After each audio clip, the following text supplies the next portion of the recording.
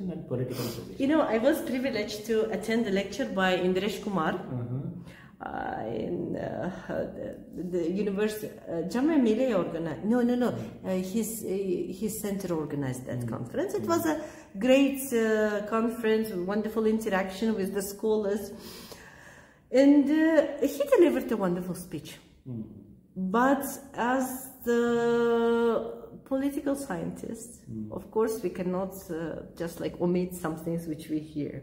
So he was using Muslim terms to describe Hinduism. Something like, oh, if you don't believe in a god, you're a kafir. But here he refers like believing like as a Hindu, but he's addressing to the majority of Muslim auditorium, because they were people from Central Asia. And now this kind of mixture is coming out. But yesterday I had a clue for this finally. I was thinking, what is this? You are replacing terms so that to make Hinduism more rightful religion for the people not only in India to follow, or what is it like? That was I was questioning myself. But yesterday I visited. First I visited at Shiva temple, and later on I went to Mother Mary Catholic Church. And then I saw the practice of Christians, Catholic Christians in that church. They were like the way they were practicing was completely Hindu. Correct. Because when you look at even the marriage ceremonies and other social kind of gatherings and things like that, there is a lot of Hinduism. That's what it's interesting to note, that Hinduism is not a religion; it's a way of life. Like so that way of life is ingrained. Even if you change the religion, only the top layer is changed. The underneath is always there.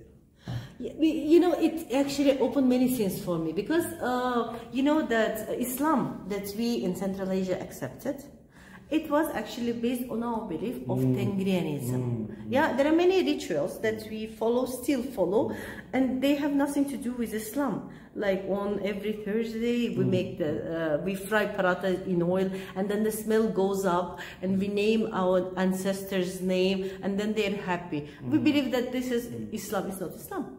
Correct. Syncretic culture. It's called syncretic culture, where the religion supposed to come from outside, but got mixed with the local cultures and languages and traditions, and picked that up.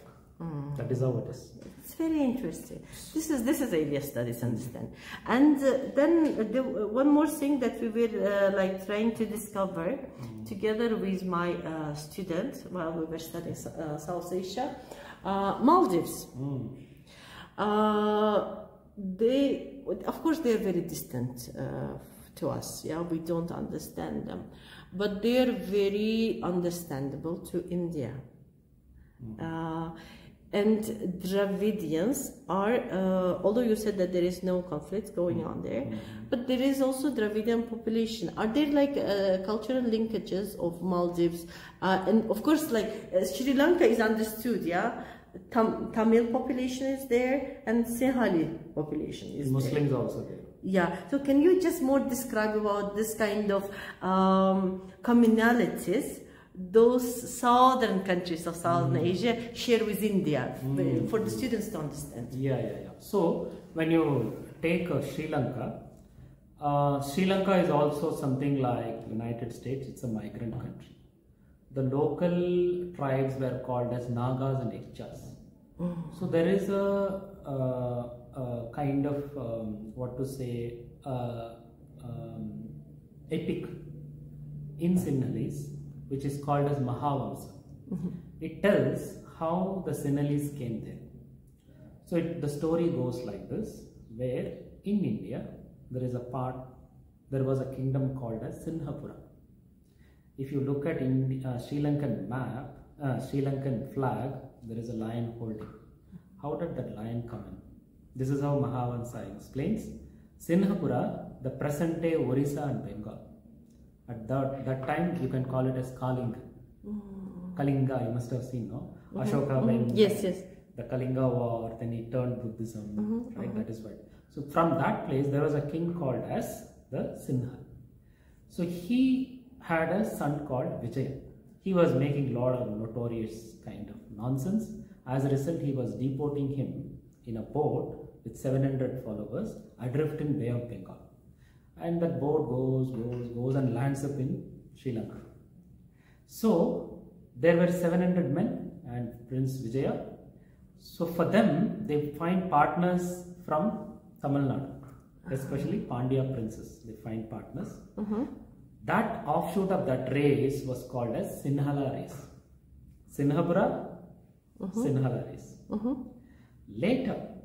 Later, from Tamil Nadu, a lot of kings invade and they also established. So that's why Tamil settled in the northern part. And then you also had a lot of traders going from Arab to Southeast Asia back. Then Muslims also got into. So there are 4 ethnic groups in Sri Lanka. Sinhala are dominant, around 74%. Then Tamils, which means Sri Lankan Tamils, they are around 10%. Then Muslims around 9%. Then you have Plantation Tamils. Plantation Tamils were the one who were taken by Britishers to work in the tea and coffee estates in Sri Lanka. So they live in the central parts. So Sinhalas are mostly southern and western part, Tamils in northern part, Muslims in eastern part, and these Indian Tamils in the central part. So this is how, and they are around 5%.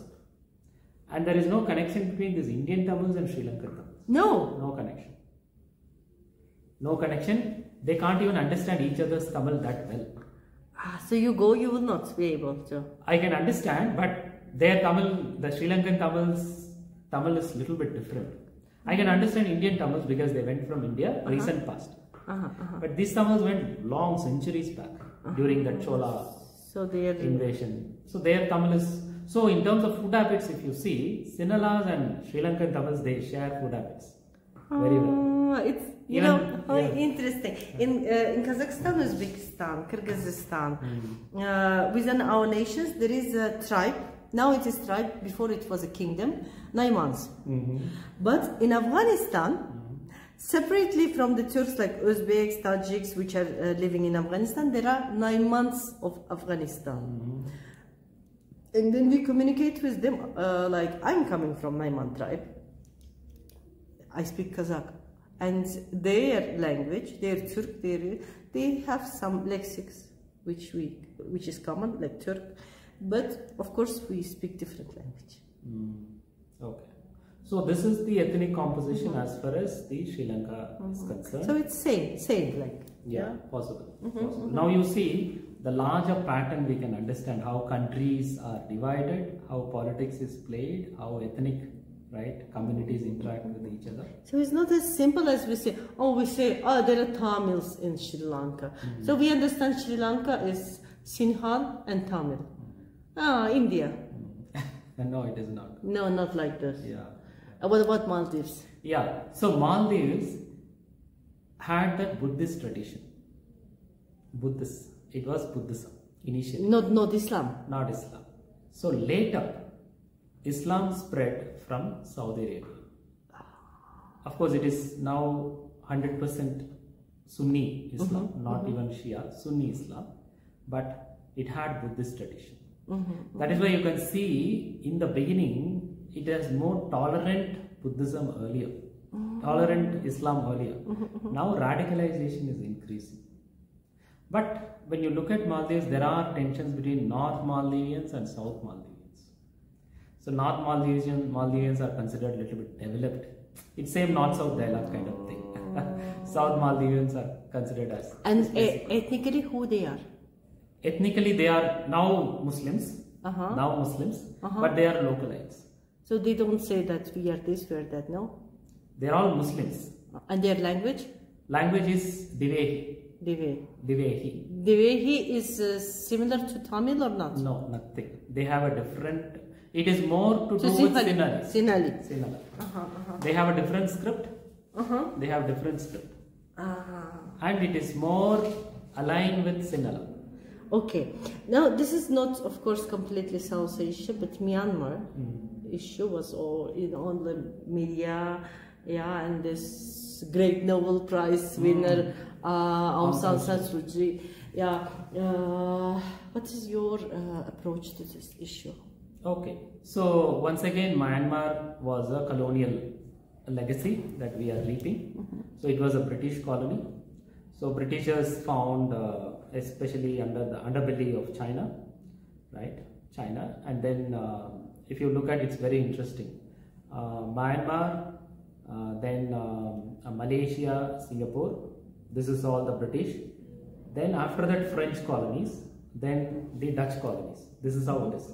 So the Britishers were having strong control till Myanmar. So Myanmar was so important because next to Myanmar was Thailand, which was a kingdom. Nobody colonized it because king said, whatever you want, you take it, but don't colonize us. So Indian Britishers, the border ends with Myanmar. So Myanmar was so important. But when World War II was happening, Japanese managed to conquer Myanmar, right? Singapore, Malaysia, Myanmar, and they came up to Northeast India. That is how Myanmar became very significant. Myanmar, we actually, at the time of Soviet Union, it was taken as also something next to India. It was not taken as something which is similar to China, and even it's very significant in the fairy tales. Like we had these books like world fairy tales. So Myanmar's Burmese, fairy tales were published together with India. Okay. So there are a lot of ethnic connections. For instance, if you look at Naga tribes, I think they have around 19 tribes within Nagas. So some of the Nagas tribes are settled in Myanmar. Some of the tribes are here. That's why when you look at Naga Lim, when they ask for separate Naga land, it constitutes Nagas of both Myanmar and India. That's what they wanted that. So this is a tension. Yes. So the point is, coming back, Myanmar has a lot of ethnic minorities, right? The Karans, Kachins, they have a lot of minorities. And these minorities always had tensions with the central government, which was that time based in Rangoon, later on now Tatmadaw, right? So this is how it is.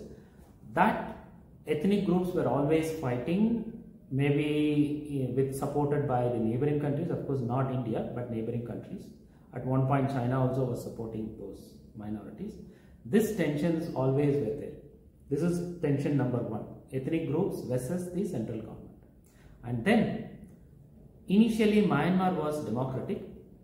Aung San Suu Kyi's father, right? But there was a coup attempt in 1960s. He was thrown away. From there, this political tension starts between democracy and dictatorship. That too military dictatorship, not normal dictatorship. So Myanmar has been, earlier it was Burma. Myanmar has been ruled by these generals from then on. So in between, Aung San Suu Kyi formed government for some time, but these guys threw out. Again she came back, these guys threw out. And very appreciably, we should appreciate her. She was given an opportunity to go out of the country and live wherever she wanted, because she had a British husband. Of course, he is no more, but she was given a choice, but she said no, I'm not leaving. She never left the country. Even to receive Nobel Prize, she didn't go, because once she goes, that's it, she can't come back. But with house arrest, she stayed. We must appreciate her patience. So this tension goes on. Now presently what is happening is, these ethnic minorities and Democrats are ganging up together against the military. So now as a result, this force has become so big where the military is facing a lot of desertions. So we face this issue. India, a lot of these military people ran away to India. So because fleeing their life, for their life. So we had to again send them back saying that no. So this is what the tension. So tomorrow there is a lecture on Myanmar. Please come. between 3 to 4:15. I'm traveling to Oh, okay. Delhi tomorrow. I didn't know that. Yeah, but he served in Myanmar, so he'll be able to give a good perspective on that. So this is what is happening. What about Rohingya? Okay. So Rohingyas are Muslims. So while there are ethnic minorities having their own beliefs, but Myanmar is a predominantly Buddhist country, that too Theravada Buddhism. You know, Theravada Buddhism is a bit more radical. Something like in Sri Lanka, Thailand, Cambodia, Laos, there are 5 Theravada Buddhist countries, right? So Myanmar is like that, and they feel that they are the custodians of this particular country. Buddha bestowed on them to safeguard this Myanmar, to safeguard Buddhism. That's how they see minorities, right? So that is which means there is a collusion between the monks and the rulers. And this Rohingya, they are also a population of Bangladesh. No, not like that. Not like that. See, they are Muslims, but not Bangladeshis. No. This is how misunderstood. They are localized. But when you are pushing them, where will they go? They will go to a place which is more comfortable for them. Majority Muslim. Yes. So that's why they landed up in Bangladesh. But when Bangladesh also put pressure on them, they landed up in India, or they are going into Bay of Bengal, Malaysia, Australia. They are just going. And 2 weeks back we saw there was a boat with Rohingyas in Indian Ocean. It was just floating without food, water, nothing. Yes. Something like what is happening in Mediterranean Sea. All these people, refugees from Africa and West Asia, they are just going into Europe, right? And they are getting drowned in Mediterranean Sea. Similarly, these people are like that. What is the future of these Rohingyas? See, I don't see any good. Their future is very bleak because they have become like a stateless. Nobody's people. Stateless, and their education level? Yes, it's very bad. They are not wanted anywhere. But illegally they are there in India in many places. Illegally they are there in Bangladesh also. But still India has observed a lot of them, in the sense not giving citizenship and all. But India is not signatory to Refugee Convention or Protocol. But still India has taken a lot of these refugees. They are there in Delhi also. They are there in Kashmir also. Really? Yeah. Sometimes they may land up in Kazakhstan also. Go and see. Maybe they may be there. Yeah. No. They may be there. I'm just telling you. You go and do a research. Well, as we say, like Kazakhstan is a multi-ethnic country. We have 130 nationalities, and then they say, which even Brazilians are among them. And then when you see how many Brazilians are there, you know how many? In 2015 there were 2. One my friend Roberto and one someone else. But we don't know, because Rohingyas have that kind of spirit to just go. We don't know. Okay, then another